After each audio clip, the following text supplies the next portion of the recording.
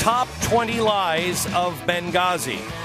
I asked Pat yesterday, put together the biggest lies in this and things that people have to remember. So he put 20 lies together, and it's just the audio.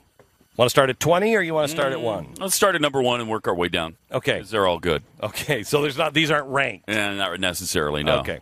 So here are the top 20 lies. Susan Rice. Our current best assessment, based on the information that we have at present, is that, in fact, what this began as was a spontaneous, not a premeditated response to what had transpired in Cairo. That's how it began. And that's not true. They knew in advance. Testimony now proves that.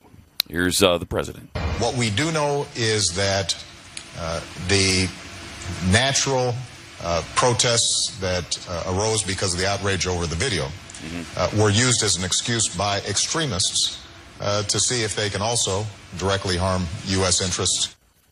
Another lie they knew at the time. And we know that, and they weren't natural protests. There were no protests. We know now there were no protests, and they knew that then. The people on the ground in Libya said when they started hearing about the video and the protests, they were shocked because there was no protest. We're like, what are you talking about? Stephanie Cutter. But the entire reason that this has become the political topic it's because of Mitt Romney and Paul Ryan. It's Okay, so it was Mitt Romney and Paul Ryan's fault. Back to the president. That is what we saw play out in the last 2 weeks. There's a crude and disgusting video. This is a real sparked outrage throughout the Muslim world. Okay, this is a really important one because yesterday in his speech, in his press conference, he said this isn't true.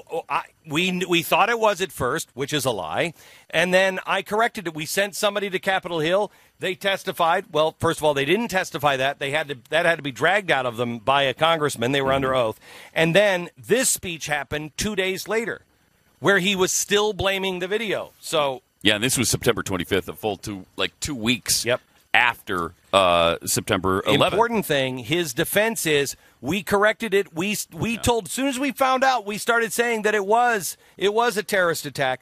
But this was unfortunately 2 days after the example he cited. I know there are some who ask, why don't we just ban such a video? And the answer is enshrined in our laws. Our Constitution protects the right to practice free speech. Okay, still promulgating that particular lie. But more importantly, he's now lying about two things. He's not only saying the video, he's also saying some are asking, why not just get rid of a video? So he's saying some are asking, let's get rid of freedom of speech. Nobody was asking that. Nobody was asking, let's get rid of freedom of speech.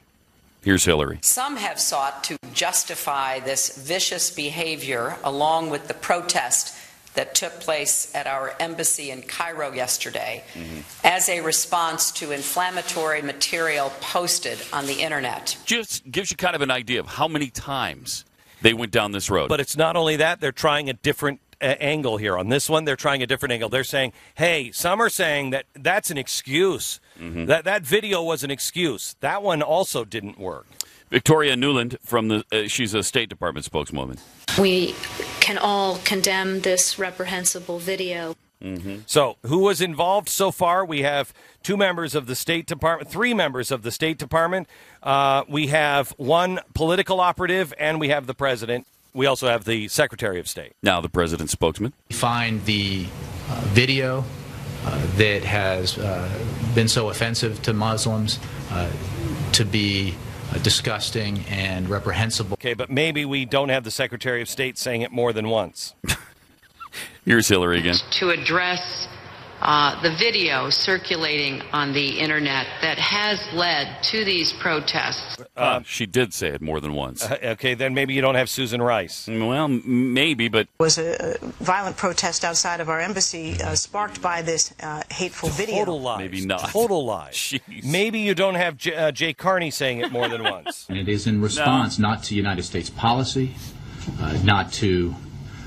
obviously the administration, not to the American people. It is in response to a video. Okay, but wait a minute. Maybe you don't have him saying it 3 times. Now, we do not yet have indication that it was pre-planned or premeditated.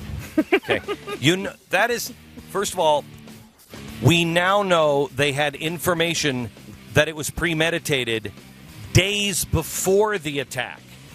In fact, one of the people in Benghazi called our State Department and said, I am very afraid of what is coming. You have to pay attention.